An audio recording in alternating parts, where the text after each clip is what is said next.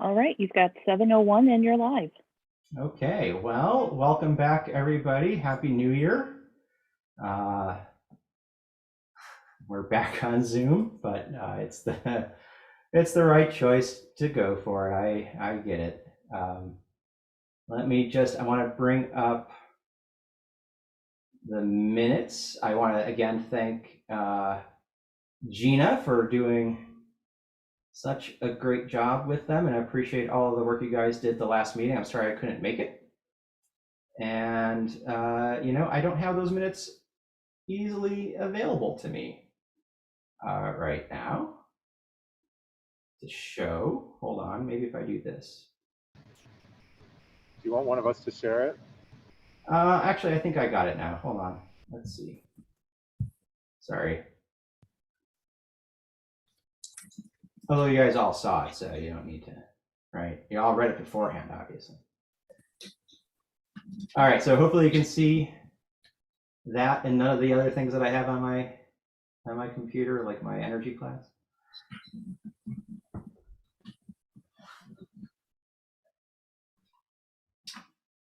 All right. So these look pretty good. Does anybody have any comments, additions, deletions?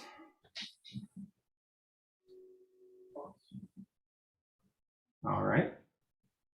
If not, can I get a motion to approve?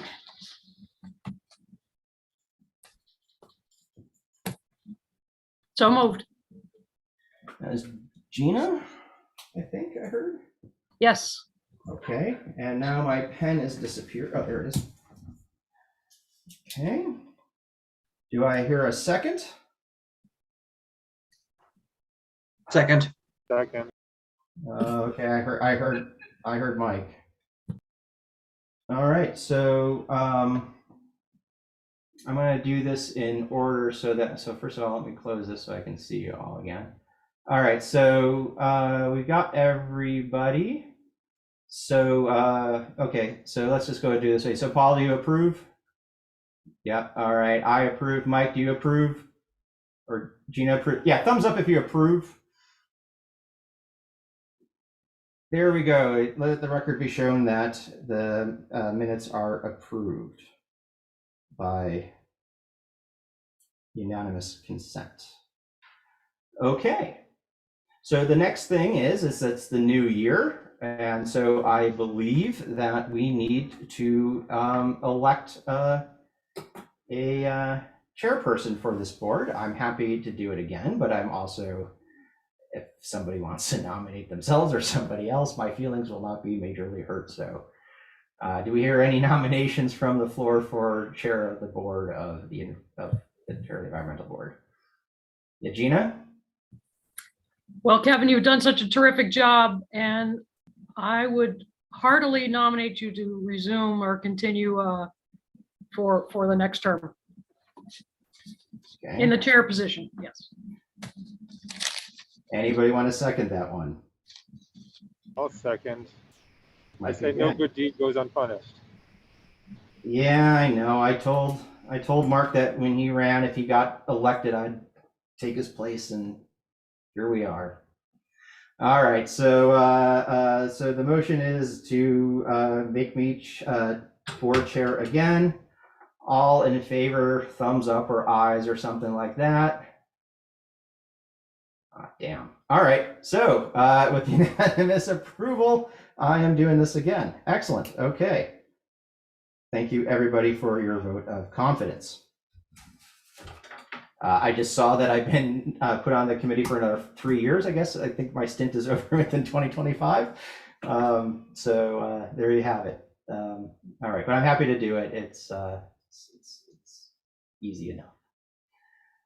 All right, so let's see. So we did that. I don't know. Gina took really good minutes. She could have done that. Okay, so I don't think we have any petitioners waiting to talk to us. And so that means that our next, I haven't gotten any correspondence to share. Has anybody gotten any correspondence from anybody? Nope. Okay. Excellent. Great new beginning to a new year. Common Council Communication, Mark. Tell Thanks, us what Kevin. you Just know. a couple things here that are of interest, and I think they're maybe not exactly all environmental issues, but if we look at sustainability more broadly speaking, I think that they address some of the concerns. So first, we, the city has received a CDBG grant for a housing conditions study. And so that's going to be executed soon, in which there's going to be kind of real data, kind of focus on data that will help us understand where we need to focus improvements. And so I think anytime we can talk about kind of improving some of the housing and some of the different issues that this board has identified in the past, I think it's a good thing. So that will be getting underway shortly. The other thing of interest, and I think this is mostly kind of point of reference for everyone, is that council committees have been completely restructured and some new additional committees have been added. So I figured I'd just kind of give you a brief layout of those and tell you a little bit about them if they're not completely obvious. Some of them are fairly obvious. So first, there's an economic development committee. And each of these committees, I should add, are made up of 3 council people. So it's a little different in terms of some of the membership. I think there's one that has 4. So the Economic Development Committee will focus on economic development, of course, within the city, focusing on things like the rail yards and other areas of development. I think the rail yards has been of especially special interest to this particular board for a while. So that might be in the future if you're focusing some of your attentions on that liaisoning with the Economic Development Committee. There's also the Community Wellness Committee, and that is focused on beginning to think about strategies to address homelessness, addiction, mental health, food insecurity, aging population. I think I've hit everything, but you can kind of get the idea. It's kind of those community wellness issues that are really impacting a lot of different folks.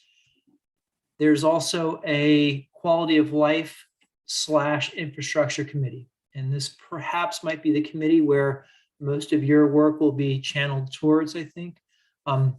This was formerly called the Planning Committee, but the mission of this particular committee, just to read you a bit of it, is focus on green space, sustainability and green energy, pedestrian, bike, and vehicle,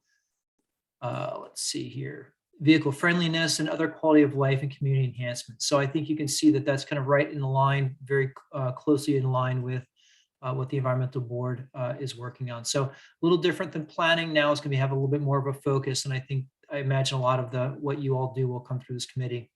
Finance and HR committee has always existed. That really deals with the kind of finances and obviously HR issues within the city. Legislative committee, that's always existed. And that is it. Any questions for me? So the 3 new ones are the Economic Development Committee, the Community Wellness, and the Quality of Life. Quality of life is, yes, it's formally planning, but kind of reconstitute a little bit to have perhaps a little different focus than it has historically. So I think it's more, the Mayor Drenick would really like to have this particular committee, again, do a little bit more focusing on this kind of sustainable types of, he thinks that he equates sustainability with quality of life and feels like they go hand in hand. And then we should be also focus on infrastructure development in terms of how we go about addressing some of those infrastructure problems within that committee. That makes sense. I like that. It moves the planning away from just kind of like, is this a zoning issue or something like that, and is a bit more thoughtful, hopefully, kind of way of approaching all of this. Not to say that the other ways weren't thoughtful, but it's a little bit more in depth, I guess. Agreed. And I think, again, there's a nice tie-in. The chair for that committee is Dave Risberger. I sit on that committee as well. So, again, I imagine a lot of what the environmental board will be doing over the next year, 2 years will be moving through that particular committee. Gina, I think yeah. Sorry, Kevin. Oh, that's all right. Can you tell us who all the people on the Quality of Life Committee are?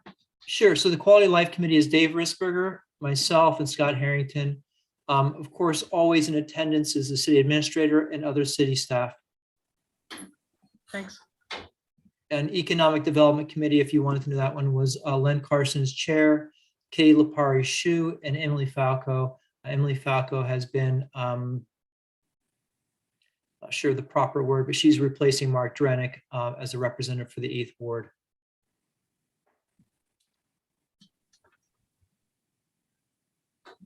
Any other questions I can answer? No, I think that's good. I think these are very positive things, not just the quality of life. I think that this is a very good start to the new year, hopefully, with all of this. Absolutely. No, I think these are interesting committees and we'll be doing some interesting work moving forward. Absolutely.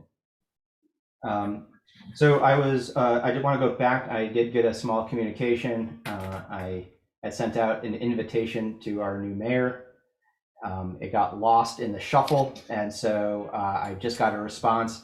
I think he'll come to our next meeting, and we can talk with him, hear what he thinks we can do, what he'd like to see this committee be, and then what we might, and we can ask any questions that we might want of what he would like us to do, and we can tell him a little bit what we've been up to. So I've been hoping to see if I can get him in this meeting, but again, there was a mix-up in the emails, and he just got it. So hopefully in February. So I just literally got it now. So anything else? Any other questions? All right. Well, thank you, Mark. Appreciate that. We appreciate you still being on our liaison. And so let's go on to the committee reports. As always, we'll start with Urban Forest. I'm going to go out on I'm not going to say that. I will venture forth that we don't have a whole lot to say about the Urban Forest right now. That was close, but you backed away from it just in time. It was, you know, That would be accurate. I've done absolutely nothing this month. well, that's not quite what I was insinuating. I was just saying that it's a dormant month for trees, not for humans. And for the tree guy as well.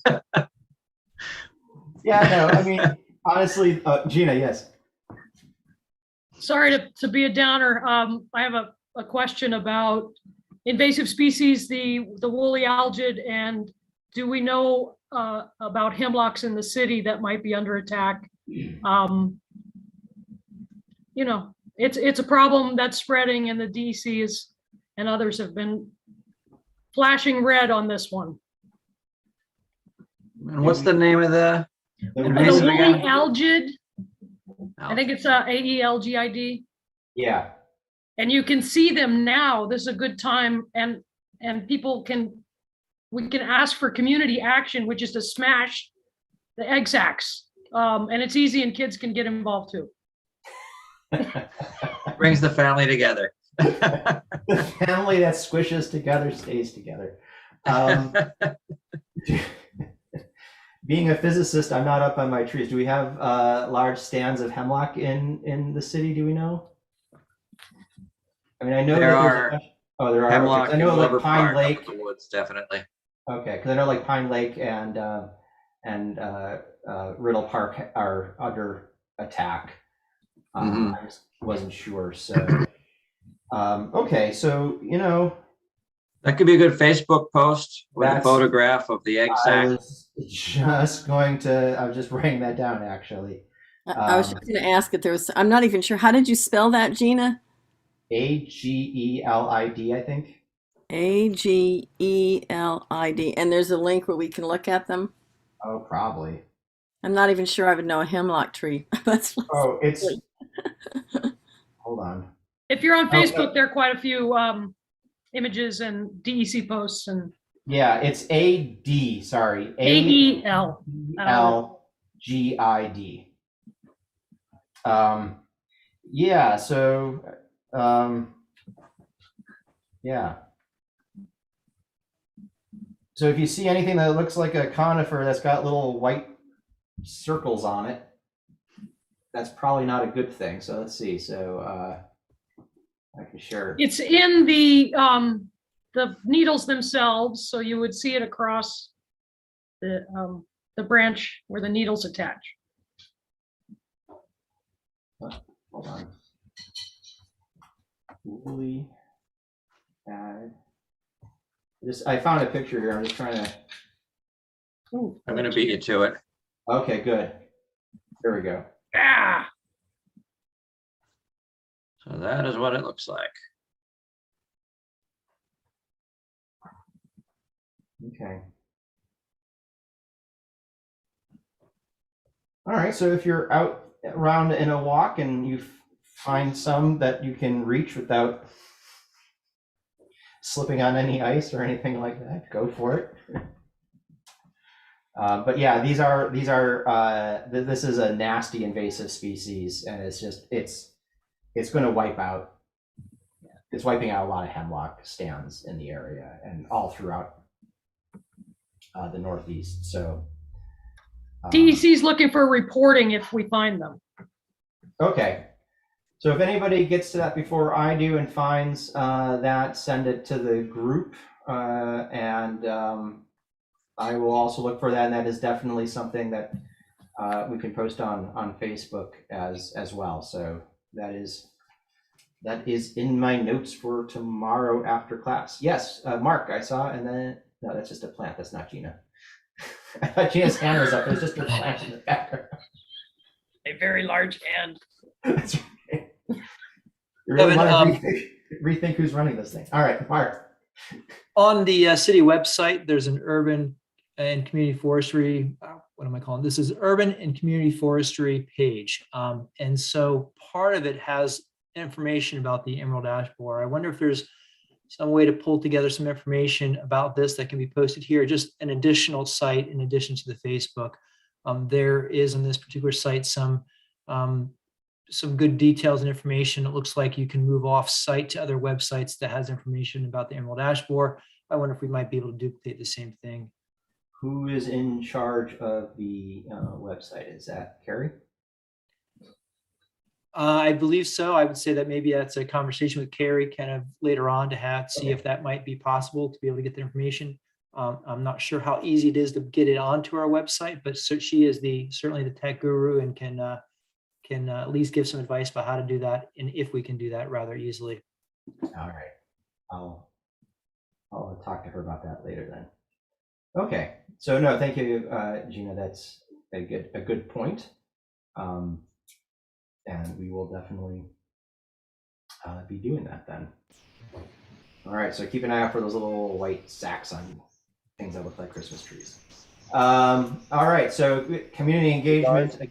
Oh, I'm going to interject for a minute and just let you know I'm going home, so I'll be back online in 10 minutes. okay. Sounds good. How did Jacob do? Oh. I thought he was in a swim meet. That's not a swim meet. All right. So all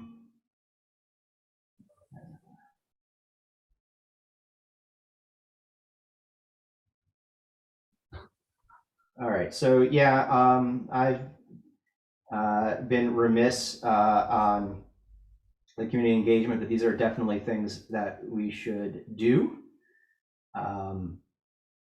Good news is that I got 2.5 weeks until I begin my sabbatical, and I'll have time to actually think about doing some of this stuff. So first one in 15 years. Wow. Yeah, well, I left my first job right as I got my tenure letter caught up with me when I moved here. So that's my own fault, but I could have probably moved a little bit faster on that.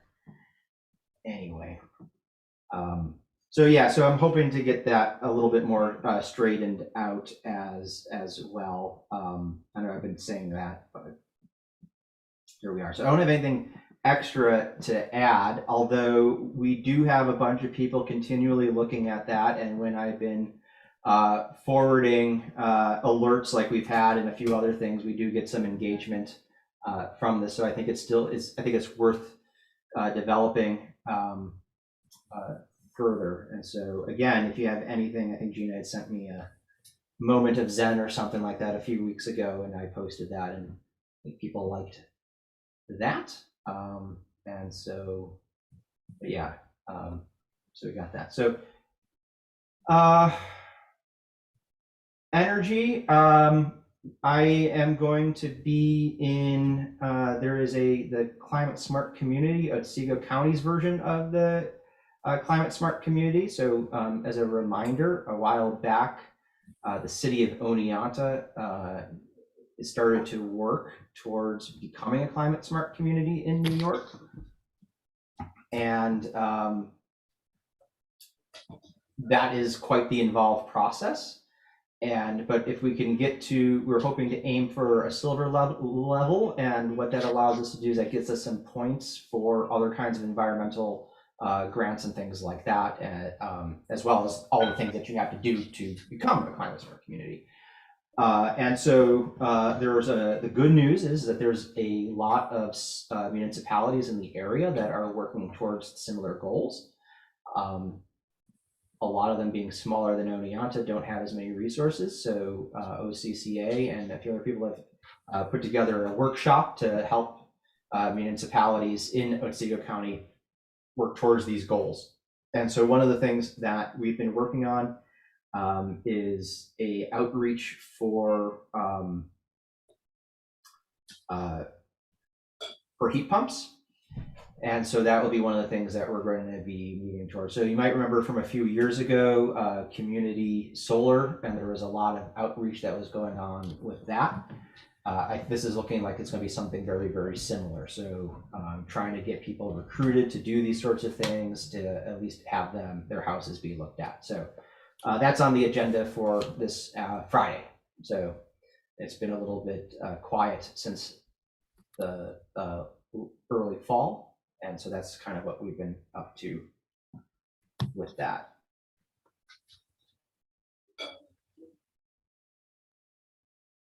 So, Gina, do you have anything else you want to add about any energy stuff? I know City Oneonta is moving along. The city administrator mentioned that today as well. Mhm. So I think I'm going to be on the call. He's going to send that around as well. The heat pump. Is that the Oh. same thing? Same heat pump meeting? Yeah, I think so. Yeah. We'll get to that discussion later on in the meeting. There's a couple of things that were swirling around there that I think are good, but yes, I think that's the one. And the state is pushing money at the heat pump as part of their climate action planning. So that's kind of what this is. So it's getting out, getting people out there talking about them, having tabling kind of things where people can sign up to get quotes or to have a look at and see feasibility and things like that. So the goal is to try to get a certain number of people in the county to actually commit to getting a heat pump, and that'd be a good thing. So I think the last time we talked about this, I think again was in September, so my memory is a little hazy about what was happening. And so I think we're going to be moving forward, learning more about what I signed up for on Friday. So I think that's pretty much it for energy. Gina, do you have anything to add to transportation over what we talked about today with Greg and all those, or do you want to just defer all of that to later?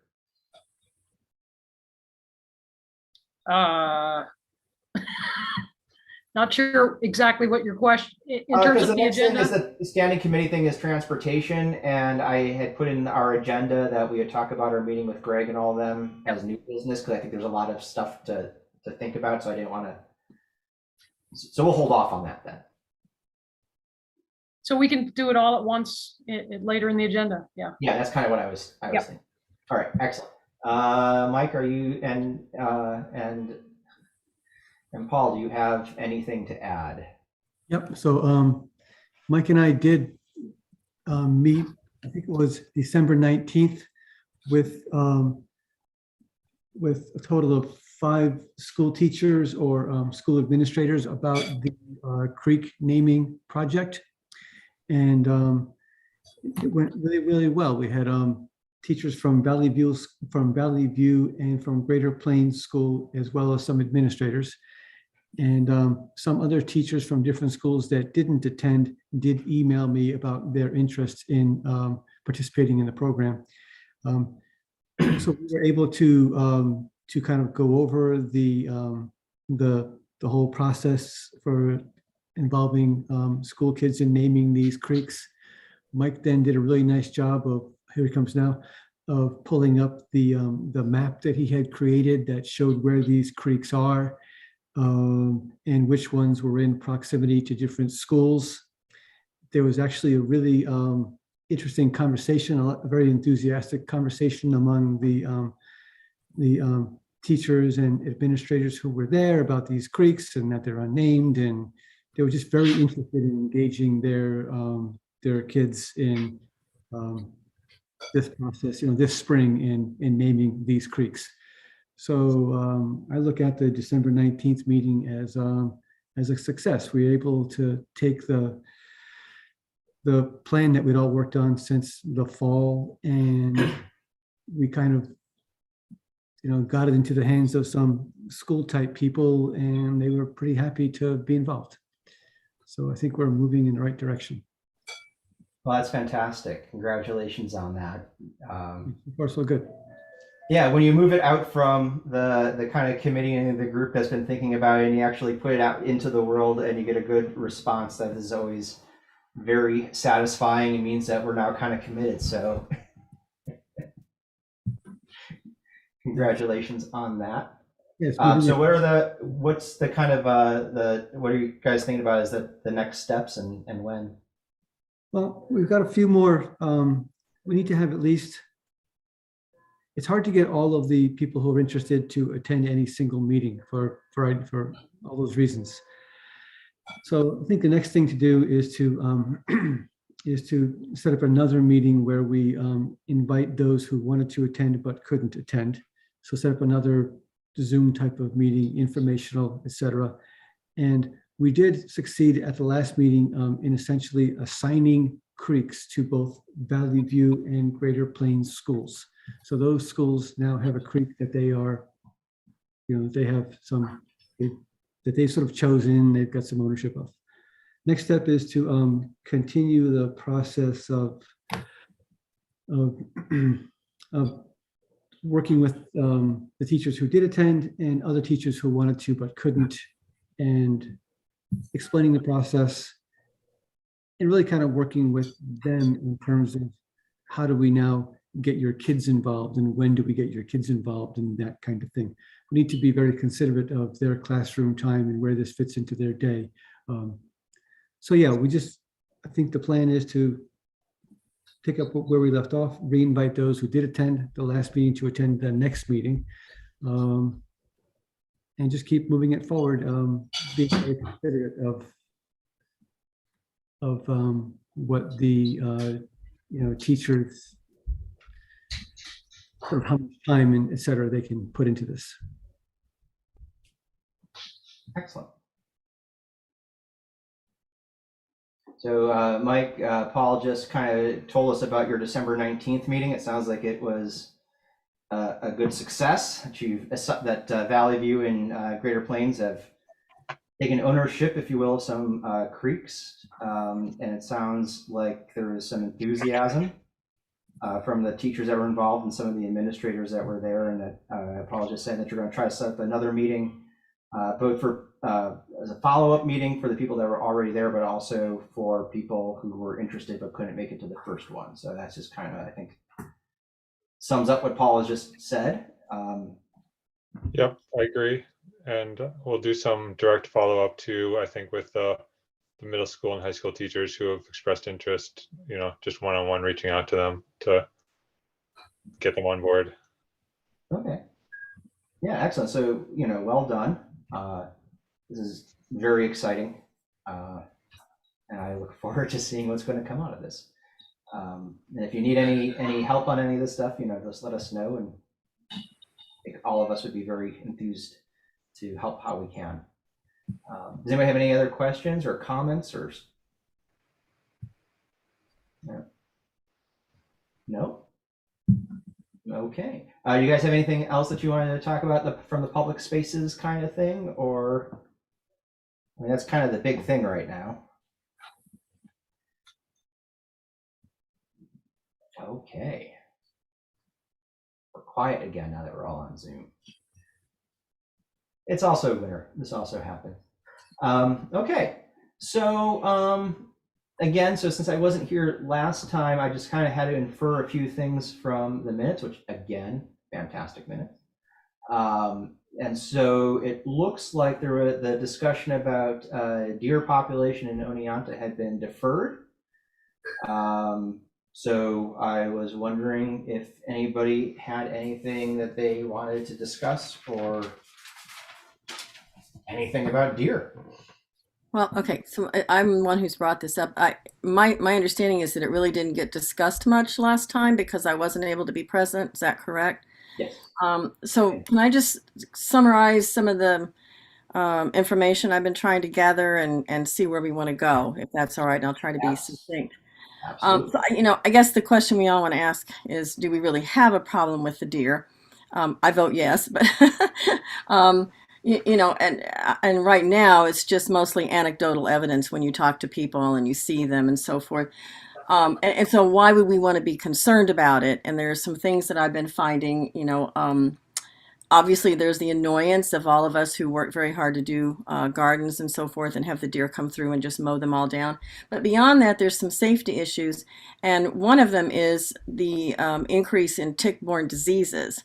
And when we have more deer roaming through the city and leaving their feces all over our yards, the chance of us being exposed to tick-borne diseases increases quite a bit. There's also the concern about interactions between deer and cars. And I'm sure we've all seen them going down the streets. And if it's the middle of the day, that's one thing. But if it's, in the evening or early morning, then it increases the possibility of, some incidents with that.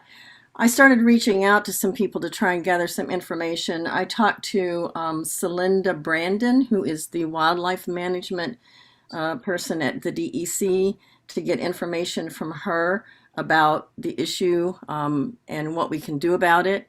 I also talked to Lou Lansing, who is the head of the city parks, to get her input on it. That's as far as I went in contacting people to discuss the issue, because I wanted to bring it back to the committee first and see where we are, because I know that this can be a controversial issue. I talked to Kim Muller because when she was mayor, it came up as an issue, and there was a push to get something done at that point, and there was a lot of resistance to it for various reasons. One of which is that people in town were actually feeding the deer. And Celinda at DEC said that this is a major problem. Number one, it's illegal. It is illegal to feed the deer. You can get a ticket. Just putting that out there. But secondly, she said it's very harmful to the deer. It's not good for them to be fed because it disrupts their normal food chain and it changes their migration patterns. And it can also, in a larger sense, attract bears into the city. So, there's a lot of associated issues with this. Now, the biggest issue is how to deal with it. And I did mention this a little bit last time. I mean, there are various options, but again, in talking with Selena Brandon, the major way is to do some kind of culling of them. And it's not an easy thing. There's no permanent solution to it. There's different ways to try and do that. But before I went any further with any of this, I wanted to put all this out to you all and see, do we want to take this on as an issue? If so, what is the next step in moving it forward? I would assume that Mark would have to take it to the council. But I'm also feeling like we need some way to get community input on it to see where the majority of people around here see this. Do they see it as an issue? Do they care about it as an issue or not? And that's where I kind of got stuck, because I don't know how to do that. I don't know the best way to try and get input from the community. And so I was hoping to put that out to everybody here too. If we want to move forward, how do we do that? Can we put it on the Facebook? Is there some way that the city has to elicit public opinion about issues? Is there some other way to do that? I mean, I envision going door to door, but I'm not really sure I want to do that. So, that's as far as I've gone with the research. Before I went any further, I wanted to see where you all are. If it's not an issue we want to push from the committee, then I'll back off from it. So I think that, thank you for all of that and reaching out to the DEC, and congratulations on hearing back. Oh, and she did say that she would be very willing to help us, and she'd also be willing to come to a meeting if we wanted that. Well, that would be fantastic, I think. I would like to hear a little bit more from her. If she's willing to come to a meeting, that'd be great.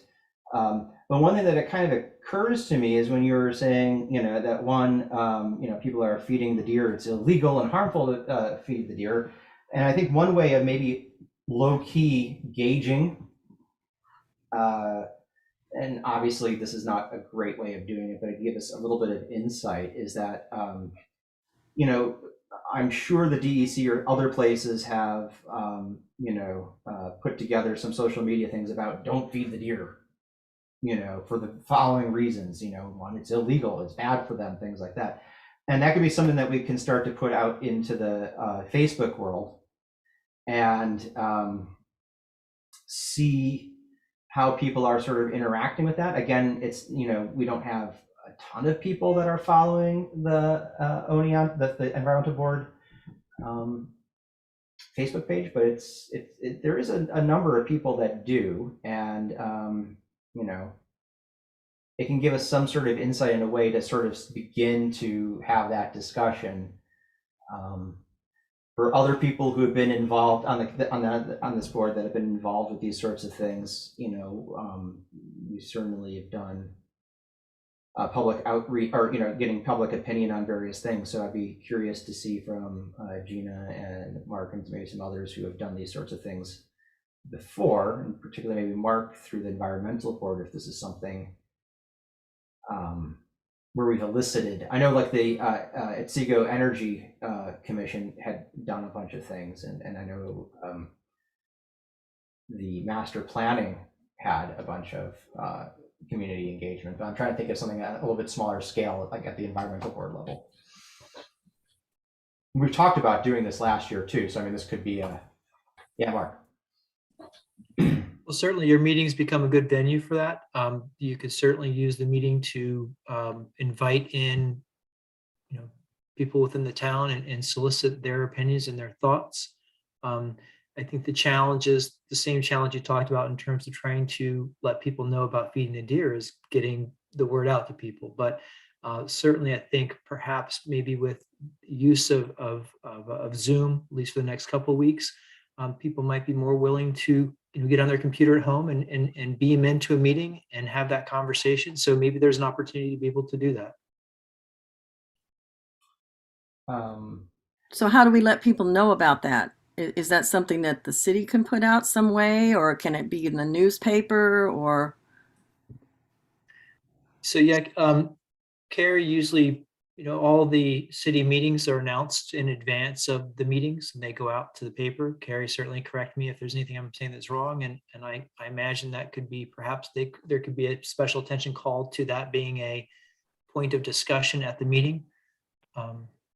Facebook for sure. The only thing that I have a question on about that is how, I know last year when we were on Zoom, it was very difficult the way that we were able to, if there was somebody in the community who wanted to participate in the question, they were asking questions via YouTube as a comment, if I remember correctly. Is that still how this is done, Carrie, or is there a better way of? We're able to, in the meeting, as you join the meeting, they would be invited in, they see the same questions that you see, and we'd be able to monitor comments for to anybody's deal. Comments are completely, they are monitored by streaming platform. Okay, so you're broke up quite a bit there. I think I inferred that it was possible, but that was about it. Okay. So so maybe that would be a conversation we can have you and I, Carrie, about how that might work. And Yeah, we can let them in, can do all of that. Okay. So there we go then. So I think we can do that. If that's something that we want to do for the next meeting, we can set aside a time during the meeting for when that can happen. If possible, I'd like, oh, Gina? Or is that just the plant again, Gina? Oh, I was just gonna add that if you really want to know how broad the opinion is on this issue, we would have to do some sort of convenience sample. And I don't think we're going to get a whole lot of folks can turn into our meeting. You might get one or two that want to talk intensively about it, but if we thought about connecting to another event where humans will attend that we know of, like farmers market, we've done convenience sampling there, for example. So we might think about, again, other ways to get to take the temperature. And I'm someone who battles the deer, and they do damage as well, kick down fences, and but to the point of culling, I think that a lot of people like, well, they're a pain, but that's a bridge too far. Yeah. My husband just said, not me. So he's ready for killing. Well, I know, Gina. I know that that's part of the issue, and I talked to Selena about that quite a bit. There are other options, but she was very frank in saying that that's really the only thing that has major impact. I also found out that Syracuse is doing this. They have some program with that, and I can maybe try and find someone up there to find out about it. Yes, I do understand that. I understand that that's an issue. Other than putting a fence all around town, I don't know how we keep them out, and I'm not even sure that works. But it's, well, what I was going to say actually is, do you think we'll be on Zoom again next month? The reason I'm asking is that Celinda said that she'd be willing to be in a meeting, but honestly, she lives in Stamford. I really don't think she's going to want to drive into Oneonta for a 7 o'clock evening meeting in the winter. So I think I think we're set up for being able to do that now in You are. Yeah, in the chamber council. So we can do that even if we're in person. We can have people, which is coming in. So I mean, that's one of the advantages of getting this all done like this, is that we can actually have people. Yeah, so when we're in person, we can have her or anybody that we want to call in principle. Whether or not we can get it without Carrie's help, I don't know, but in principle. So the one thing that, as I stated 2 meetings ago when we were talking, or whatever it was, I'm a little wary of culling. And one of the things that you had said that also kind of makes me even a little bit more wary is the statement that it's not a permanent solution. So they'll just come back. And so what I'm kind of interested in is going back to the outreach. And if we, they're still going to come here, and our gardens and things like that are very tasty and so on. But if we can sort of try to change our behaviors towards them, so that we're not just giving them food, that would be something that's I think makes a little bit more sense to me. I also think it might be hard to get people on board, just because I remember the dust up over the dogs chasing the geese away from the pond in Neoma Park a few years ago. To me, that seemed like fun for all. The dogs would have a great time. The geese wouldn't be around here. We wouldn't step in their droppings. But apparently, that too was a little bit much. So, as far as we can go, I think behavioral things are a good first step. But I do think that if we can figure out a way of getting, maybe that's what we should do next, though, is maybe we can see if we can get Selena to come to our next meeting, if everybody is, or a future meeting, hopefully the next one.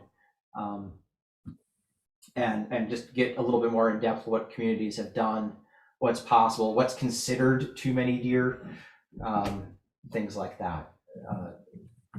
anybody have any other ideas? I think, Kevin, what you said makes sense, but I would go one step further of, it seems like if we want a public process, I mean, if, it depends what our goal is. If our goal is to take care of the deer problem, then we think we want to have a different strategy than if our goal is to get people talking about the deer problem. You know, if we let the word out that we're talking about culling in this committee, then we would get a lot of response, I think. Oh, it's out But now. but it may not be the kind of response we want. It may not be a fruitful discussion. So Oh, I, right. I don't think we I want to talk about like big solutions like that just yet. I don't think. I think right now what I'm sorry. Go ahead. I'm just trying to put out, the idea of, is this enough of a concern for people that we want to do anything at all, try to address it in any way? That's where I think we have to start. So like what you're saying, Mike, to get people talking about it, to find out, is it something most people, many people, a lot of people are bothered by? Is there any reason to try and pursue anything to do about it? I know that culling is probably a word that triggers a lot of stuff. But yeah, that's where I was hoping to start, is just to get some conversation going and trying to get people's input and opinions on it.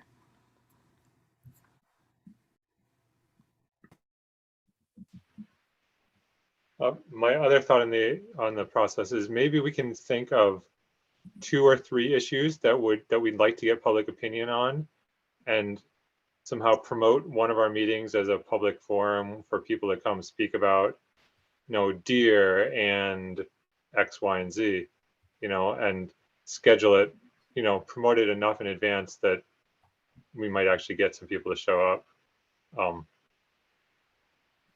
And I think honestly, the likelihood that anyone's going to pay much attention to what we're doing is pretty small. So that's why I think if we have at least a couple issues, you'll get a few more people. I mean, the other thing to consider too is that we don't necessarily need to start off as something like having people come to a meeting either via Zoom or in person. That's a high activation energy, right? I mean, to get people to come to that, and it kind of, there's a number of ways you can look at that. One, it can sort of skew what's happening, because it's going to be the people that are really invested one way or another. It also makes it difficult for some people to be able to say something because they're working, they got kids, whatever. And so maybe this is something where we want to try some sort of, some sort of polling or something like that, where we can get, some. I don't know exactly how the best way to do this. It's not my way of doing stuff, but I don't know exactly what limitations, or if any, we have from being a public committee. But I'm just thinking something like a Google form kind of thing, that sort of level of complexity, right? Where we get that out there and we just get and say, well, how high do you rank this as a problem, right? And as long as we publish what we find, then that seems to be all clear. And that way there, maybe we get a better idea. Or, as Gina said, we want to get get an idea of how much traction there is, things like farmers markets and stuff like that, where we can get people that are visiting there as well. So I don't know. I do think that the easiest place to start, though, is to start a public, so to speak, campaign about stop feeding the damn deer. Right? I mean, that's kind of low hanging fruit that we can do, and while we think about some other stuff. But that's kind of what I'm just. Yeah. Well, what I was hoping to get tonight was to start at that bottom line of how do we begin to put this out as an issue, a concern, and find out if there is enough of an issue or concern to do anything further about it. You know, and that's where I was getting stuck. I don't know any mechanism to do that. So I like your idea about maybe having something at the farmer's market where people can sign something to say if this is a concern, or um, any, I don't, give me some direction. I'm willing to take it forward if I have some direction. So that would be what we call a convenience sample. So it doesn't have to be a super scientific convenience sample to get started to see if there is some level of interest. Even a Facebook poll with some clever, you know, I don't know, Feb 14, do you love deer too much? Something that would be both informative and playful. You can do a poll in Facebook too, and maybe it would get shared if we hound our friends to do that. And just as a start, a kind of convenience sampling. All right, so I like that idea. I think that can work. You know, we can start putting out some public service announcements. If there's a few kinds of, and I do kind of like the playfulness sort of aspect of it. It sort of lowers the temperature, if you will, of the responses, right? I mean,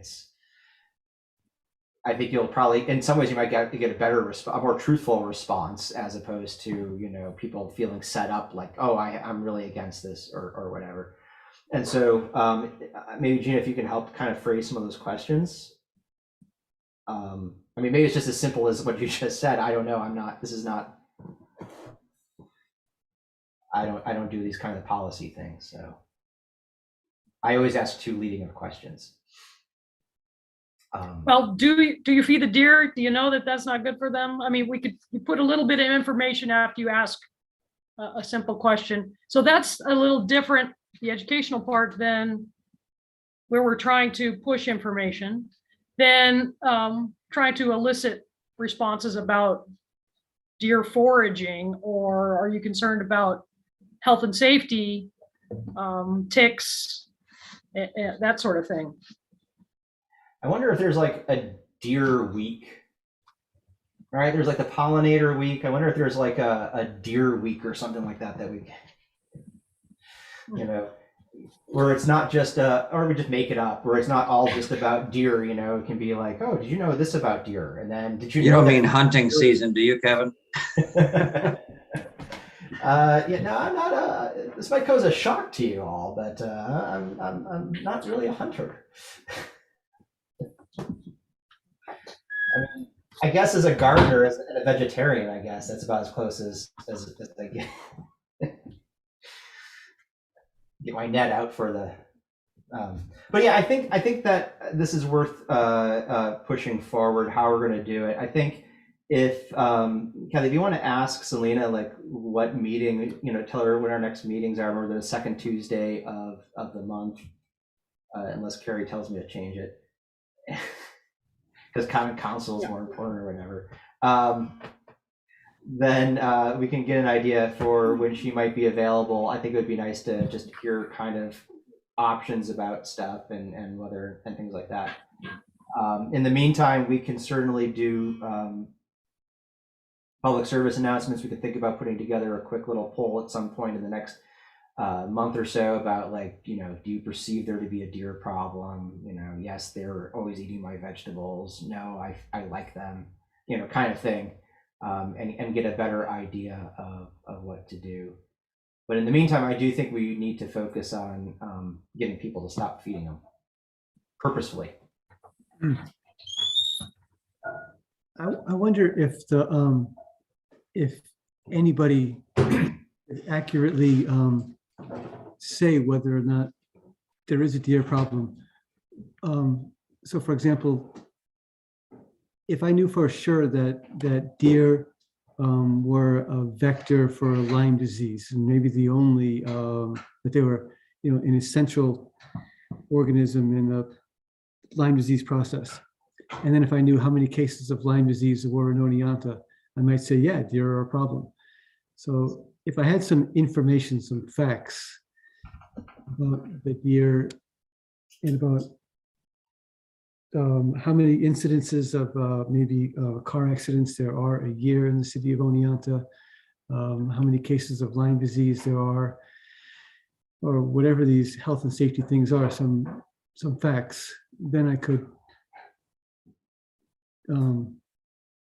maybe begin to have an opinion about the deer population. I mean, that's an interesting point that you brought up, right? I mean, when you think about deer population, we think about, like tagging or whatever. Because I had a question, like, is it just one family of deer that I see at different times that are foraging?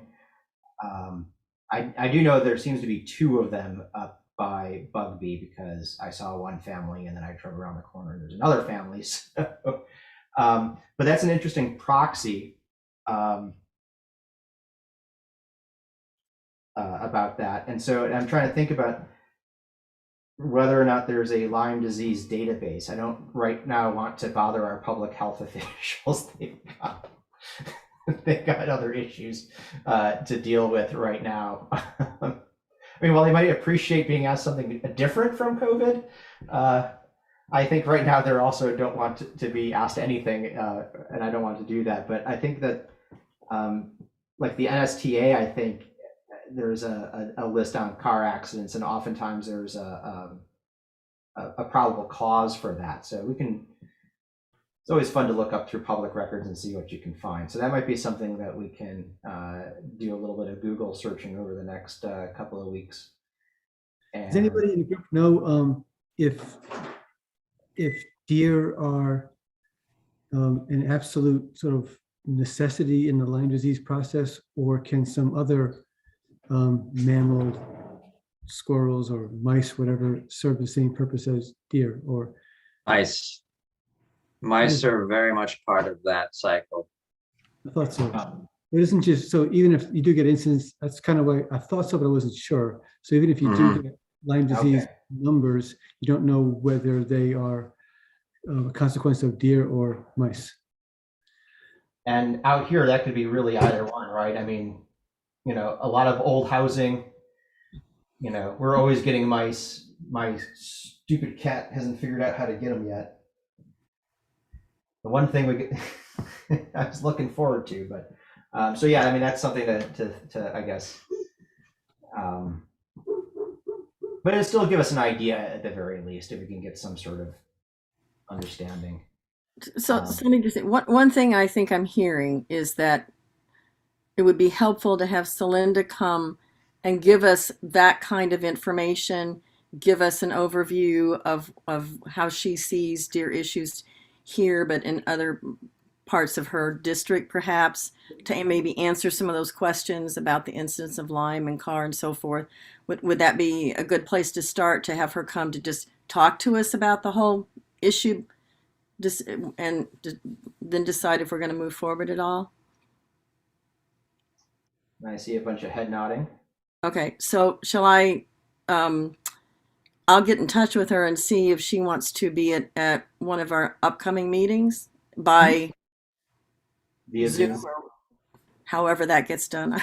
We'll figure that out. All right. And also, Gina, do you want me to work with you to maybe set up some of those questionnaires that you're talking about? You seem to know a lot about how to do that.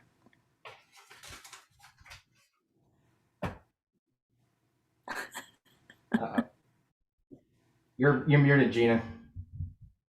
You switched to your phone and you're muted. Yeah, my laptop crashed on Zoom. I'm willing to help out some. It's not something I do a lot, but I can help with the basics. Well, if you can give me some guidance, I can maybe do the legwork. Is it okay if I give you a call at some point? Need to think about what we want to know. Yeah. Okay. So. All right. I'd like to advocate that when we do get to the point of wanting to do a survey, I'd like to ask people a little more broadly, not just about deer, but other problem species. There aren't as many of them, but skunks cause problems, groundhogs. If we want to go that route, woody eaglets, or like other invasive species. Like, I don't know. Obviously don't want to get too broad, but just to put the information we're getting about deer in context with, how ask people, how big a concern are deer for you? How big a concern are skunks? How big a concern, so on. How is Lyme disease, whatever else. All right. Well, we can certainly put those things forward. So, all right, excellent. So, I think that sounds like we need more discussion if that's really moving us more broadly than focused on the deer issue. And, yeah, maybe we need to hear from the expert first a little bit. I think we should anyway. Yeah. and then of course when you start asking that many kinds of questions, and that sort of precludes something simple like Facebook poll. A Facebook poll to me seems like it'd be best suited with like one or two very specific questions about the same thing. But that we can look forward. I mean, that was just an idea too. That's not something. I think the first thing we want to do is we want to kind of figure out what kind of constitutes a problem from the state idea, and then we can use that. If this person that Kathy has contacted comes to a meeting, that person probably has a lot of experience in this type of conversation with different city groups and things. And they may have experience with how to convey the information to the public, what types of questions to ask the public. I think the first step is to bring in somebody who knows a lot about this and to listen to what they say. Yeah, I think that's reasonable. So if we can get her to come in the February meeting, that'd be great, and then we can go from there. In the meantime, we can still find some slides about not feeding them purposefully.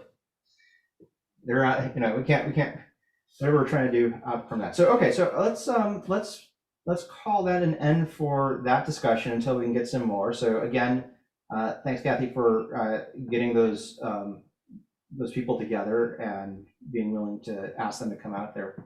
I think that is helping focus this a bit. So as you know, Gina has been doing did a lot of legwork, a lot of background work on state policies for procurement and some zero emissions vehicles for municipalities and rebates and things like that. And we've been discussing it on and off. And so we had a Zoom discussion today with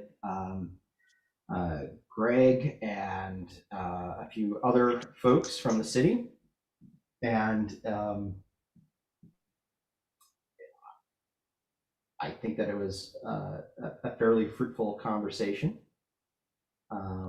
Gina, did you want to summarize what you wanted, or should I do it, or whatever? Oh, sure. I'll give you the quick version. I don't know about y'all folks. I'm fading.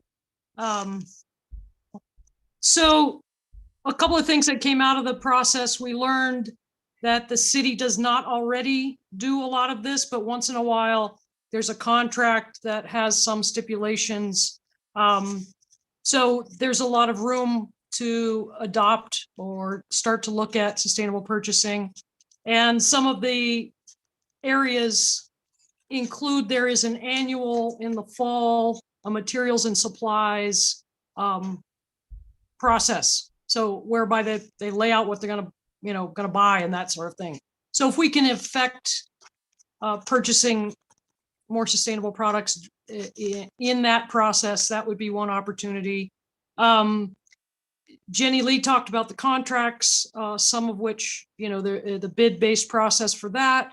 For vehicles, we could, also get the zero emission vehicle, or we talked about hybrids as well in that contract process. In the near term, there is a police car to be replaced, and whether or not that would be appropriate as an electric vehicle, maybe not, because they need to run for a 12-hour shift or something too. But the other opportunity is from Dave Hodling, the bus system, looking at a paratransit electric bus as soon as this year. And some of the costs we discussed would include not just the vehicles themselves, but the notion that you'd have to train mechanics and others. So there are other costs related to shifting over to new fleets. And we also talked about what other municipalities might serve as a model to help the efforts, and Ithaca we discussed a little bit. So I think we've begun the process, and there certainly seems to be some interest and some open discussion about maybe some barriers or some issues. So the folks from the central garage were there. So the, issues about infrastructure are also related to this. So there's a lot more to talk about. In the near term, maybe some of those supplies that can be easily purchased off of the New York State, New York Green list is something that we can look at in the short term. Yeah, I think that was pretty much it. There was, I would say that there was certainly no opposition to this. I think there was interest. I think it's just it hadn't really registered too much, and you're kind of used to doing things in a certain way.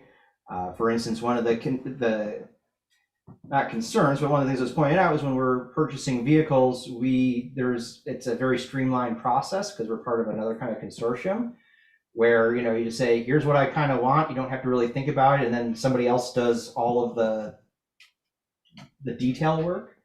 And so anything that we would do for the zero emissions, we'd want to be sort of slot into that process and not make anything more complicated. There was a kind of a discussion about what kind of metric do we want to use for increasing sustainable purchasing? Do we want to make it a sort of a proportion of the overall number of purchase, the monies that we spend on these sorts of things? Do we want to make it part of the sort of for putting things out for a bid? Do we want to make sustainability part of those point systems in there? And those are just questions that they were putting out. I will say that I think the biggest advantage to this, and I think this came after everybody left, there was Gina had asked a question I hadn't quite clicked out yet, and so I was talking about it, and it came out with Greg was saying that one of the nice things about this, working on this, is that the city and the environmental board have not necessarily had as close of a relationship as maybe this version of this committee, this board has been hoping for, in terms of advisory roles and helping, and that this is a nice kind of low key, especially if we're looking at their annual materials supply thing that comes out in August, and help them look and find, like, are there alternatives or things like this. But this is a nice way to be able to test this water of having a little bit closer relationship with city workers instead of just kind of always working through common city council and stuff like that. And so I think that's, and I have to agree with Greg on that. I think that we've been wanting to, it seems like there's an opportunity for the environmental board and the city to work a little bit more closely together on some of these things. And so I think that's going to be a very positive step from this. And it seems to me to be the kind of the temperature of this board, that if we're going to be an advisory committee, we would like to actually help and advise on things more than just planters and stuff like that, but on some very real sustainable things. So I think it was a good first step, and that's where that stands. I think the city wants to do this. I think we have the ability to do that, to help them, and so that's where that stands. So I think between that, I think that's it, right? I don't think we missed anything. The other piece is, what does the mayor think? Well, that's when we're going to have him at our next meeting, right? Yeah. And let him know about that. But again, we're an advisory committee, and so we can advise various parts of the city. So they don't have to listen. Any questions from anybody on that? Any comments?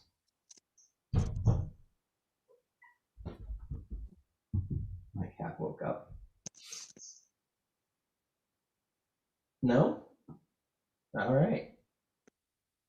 Do we have any other new business that people want to bring to the floor?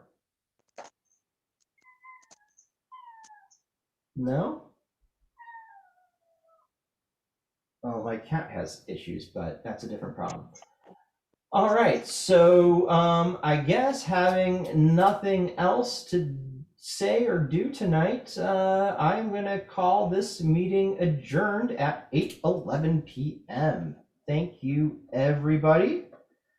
Nice to see you all again. I hope your year's off to a good start. Carrie, thank you for helping us out with this. You're And, welcome. Thank you, Kevin. We'll see you in February then, if not before that.